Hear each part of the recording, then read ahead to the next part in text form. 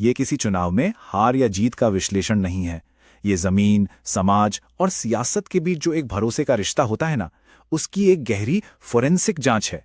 हम यहाँ आंकड़ों के जरिए उन सच्चाइयों तक पहुंचेंगे जो किसी भी जनादेश की असली बुनियाद होती हैं। समझिए, उरी की कहानी में भारत की सीमा पर बसे एक समाज की उम्मीदें, उनके डर और उनके भविष्य के संकेत छिपे हुए हैं। ये उरी है, नियंत्रण रेखा पर भारत का एक बेहद संवेदनशील मोर्चा। यहाँ की जमीन, आप समझिए, सिर्फ भूगोल का एक टुकड़ा नहीं है, ये राष्ट्र की सुरक्षा का एक जीता जागता प्रतीक है। इन पहाड़ों की खामोशी में भी सरहद पार की हलचल का तनाव हमेशा घुला रहता है।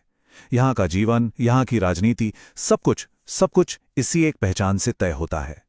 तो फिर सबसे बड़ा सवाल यही उठता है, जहां जिंदगी हर पल एक चुनौती हो, जहां का हर छोटा बड़ा फैसला राष्ट्रीय सुरक्षा से जुड़ा हो, उस जमीन पर जनता का भरोसा आखिर कैसे जीता जाता है? वो कौन सी छोटी छोटी बातें हैं जो इस विश्वास को बनाती हैं और कौन सी गलतियां उसे हमेशा के लिए तोड़ देती हैं? ये सिर्फ वोट का सवाल नहीं, ये शासन करने के नैतिक अधिकार का सवाल है। चलिए, इस विश्लेषण के पहले हिस्से में चलते हैं। यहां हम उरी के उस रणनीतिक महत्व को समझेंगे जो इसे महज एक विधानसभा क्षेत्र से कहीं ज्यादा बहुत बड़ा बना देता है। जब तक हम इस जमीन के मिजाज को नहीं समझेंगे, तब तक यहां के लोगों के फैसले को नहीं समझ सकते। यहाँ की 4 सच्चाइयां हैं जो हर राजनीतिक समीकरण पर भारी पड़ती हैं। पहली बात तो ये कि ये एक सीमावर्ती क्षेत्र है। यहाँ हर गांव, हर घर देश का एक मोर्चा है। दूसरी हकीकत, यहाँ जिंदगी सीमा पार से होने वाली गोलाबारी के साए में जी जाती है। ये टीवी की कोई खबर नहीं, बल्कि रोज का अनुभव है। तीसरा, ये पहाड़ी इलाका जितना खूबसूरत है उतना ही मुश्किल भी। ये तय करता है कि लोगों की रोजी रोटी कैसे चलेगी और सरकार उन तक कैसे पहुंचेगी। और चौथी, सबसे अहम बात, यहाँ का समाज अपनी जनजातीय जड़ों से बहुत गहराई से जुड़ा है, जिसे कोई भी नजरअंदाज नहीं कर सकता। तो ये तो हुई जमीन की बात। अब बात करते हैं उन लोगों की जो इन मुश्किल हालात में यहाँ बसते हैं। उरी की समाज की अपनी बनावट क्या है और उनकी सबसे बड़ी, सबसे गहरी चिंताएं क्या हैं? क्योंकि याद रखिए, कोई भी रणनीति तब तक कामयाब नहीं होती जब तक वो लोगों की नब्ज न पकड़ ले। उरी का सामाजिक ताना बाना देखिए, ये काफी जटिल है। यहाँ ज्यादातर आबादी पहाड़ी भाषी मुसलमानों की है। इसके साथ ही लगभग 10% गुर्जर बकरवाल समुदाय के लोग हैं, जिनकी अपनी एक अलग जीवन शैली और अपने मुद्दे हैं। फिर करीब 8% पहाड़ी समुदाय है, जिसे हाल ही में अनुसूचित जनजाति का दर्जा मिला है। और हाँ, यहाँ बड़ी संख्या में पूर्व सैनिकों के परिवार भी रहते हैं, जिनके लिए देश की सुरक्षा सिर्फ एक नारा नहीं, बल्कि जिंदगी का सच रहा है। हिंदू और सिख अल्पसंख्यक भी इसी ताने बाने का एक जरूरी हिस्सा है। एक सामाजिक आपातकाल, ये शब्द किसी रिपोर्ट से नहीं, बल्कि जमीन की हकीकत से निकला है। उरी में युवाओं के लिए रोजगार की जो भारी कमी है, वो अब सिर्फ एक आर्थिक समस्या नहीं रही, ये एक सामाजिक संकट बन चुकी है। सोचिए, जब एक पढ़े लिखे नौजवान को अपना कोई भविष्य नजर नहीं आता, तो उसकी हताशा पूरे समाज के लिए एक चुनौती बन जाती है। ये एक ऐसी चिंगारी है जिस पर तुरंत ध्यान देना होगा। तो फिर वोटर की असल चिंताएं हैं क्या? ये हीट मैप सब कुछ साफ कर देता है। सबसे ऊपर 2 मुद्दे क्रिटिकल हैं: सीमा पार की गोलाबारी से सुरक्षा और युवाओं की बेरोजगारी। ये जिंदगी और रोजी रोटी के बुनियादी सवाल हैं। इनके ठीक बाद आते हैं जनजातीय अधिकार और आरक्षण को लेकर चिंताएं, और खराब सड़कें और बुनियादी ढांचा। पानी, बिजली जैसे मुद्दे भी अहम हैं। ये मांगे किसी लग्जरी की नहीं है, ये एक सम्मानजनक जीवन की मांगे हैं। और देखिए, यही हमारे संवैधानिक मूल्य सामने आते हैं। सार्वजनिक जीवन का, पब्लिक लाइफ का असल मकसद हर नागरिक को सम्मान देना है, गरिमा देना है, अपनी बात को बिना डरे लेकिन जिम्मेदारी के साथ कहना, और ये भरोसा रखना कि हर आवाज सुनी जाएगी। यही तो हमारे लोकतंत्र की नींव है। उरी के लोगों की ये मांगे असल में इसी गरिमा की खोज हैं। चलिए, अब इन भावनाओं और सामाजिक सच्चाइयों से आगे बढ़कर चुनावी आंकड़ों की परतें खोलते हैं। कभी कभी संख्याएं वो कहानी कह जाती हैं जो नारों में कहीं खो जाती हैं। आइए जरा 2014 और 2024 के चुनावों की फोरेंसिक तुलना करते हैं। इस पहले आंकड़े पर गौर कीजिए। सिर्फ 10 साल में उरी के रजिस्टर्ड वोटरों की संख्या में 40% से ज्यादा का इजाफा हुआ। ये कोई मामूली बदलाव नहीं है। ये इस बात का संकेत है कि एक पूरी नई पीढ़ी अब चुनावी मैदान में उतर चुकी है। ये वो युवा वोटर हैं जिनकी उम्मीदें, जिनकी सोच पुरानी पीढ़ी से अलग हो सकती है। इस बदलाव को समझे बिना कोई भी पार्टी यहां जीत नहीं सकती। लेकिन कहानी में एक पेच है।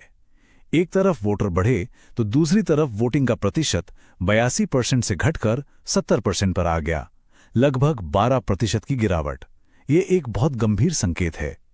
क्या यह वोटरों की उदासीनता है, या फिर राजनीतिक सिस्टम से उनका मोहभंग हो गया है, या किसी खास वर्ग की नाराजगी है? इस गिरावट के पीछे का कारण समझना भविष्य की रणनीति की पहली सीढ़ी है। और ये है 2024 के जनादेश का पैमाना। 14,469। ये सिर्फ एक नंबर नहीं है, ये जीत और हार के बीच का फासला है।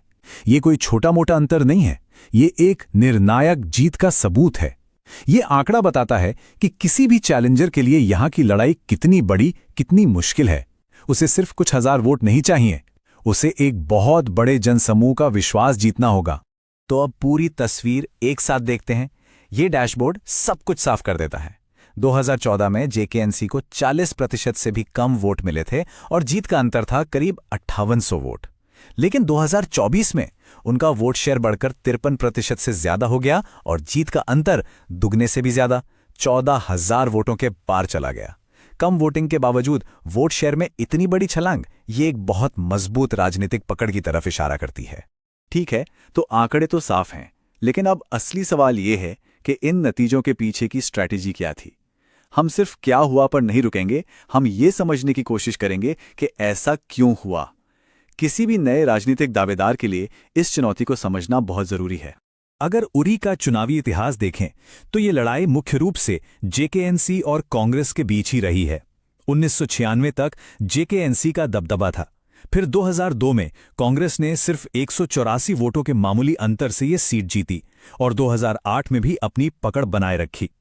लेकिन 2014 से हवा का रुख बदला और जेकेएनसी ने वापसी की। और 2024 की ये जो जीत है, ये कोई अचानक मिली कामयाबी नहीं, ये पिछले दशक में जमीन पर की गई मेहनत का नतीजा लगता है। तो फिर अगर कोई नई राजनीतिक शक्ति, मान लीजिए भारतीय जनता पार्टी, यहां आना चाहती है तो उसके सामने असली चुनौती क्या है?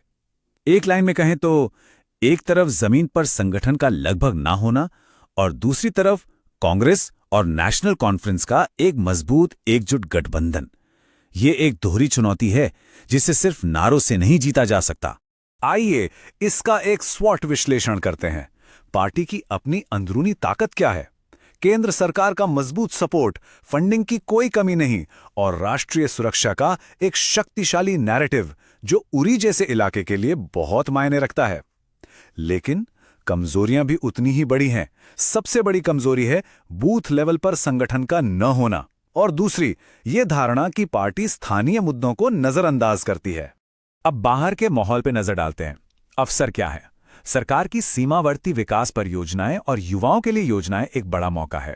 साथ ही पहाड़ी समुदाय को जो एसटी दर्जा मिला है उससे राजनीतिक लाभ में बदलने की संभावना भी है। लेकिन खतरे भी उतने ही बड़े हैं।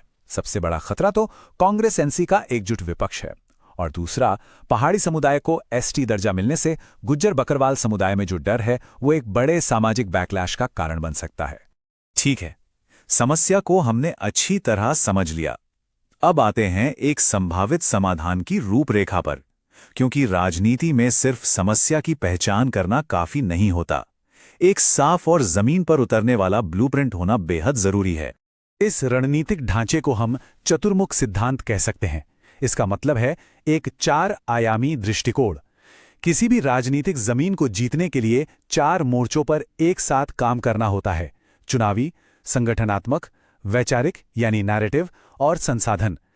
जब ये चारों चेहरे एक दिशा में काम करते हैं तभी राजनीतिक ताकत बनती है। ये हैं वो 4 चेहरे। पहला, चुनावी चेहरा, मतलब सही उम्मीदवार चुनना और जरूरत पड़े तो सही गठबंधन करना। दूसरा, संगठनात्मक चेहरा, हर एक बूथ पर एक मजबूत कैडर बनाना जो सिर्फ चुनाव के दिन नहीं बल्कि 365 दिन काम करे। तीसरा, नैरेटिव चेहरा, एक ऐसी कहानी, एक ऐसा विजन बनाना जो लोगों की जमीन, उनकी पहचान और उनके रोजगार की सुरक्षा की गारंटी दे। और चौथा, संसाधन चेहरा, इन सभी कामों के लिए जरूरी फंडिंग और लॉजिस्टिक्स का सही प्रबंधन। इन चारों में सबसे अहम है नैरेटिव, यानी वो कहानी जो आप लोगों को सुनाते हैं। ये कहानी सिर्फ वादों की नहीं, भरोसे की होनी चाहिए।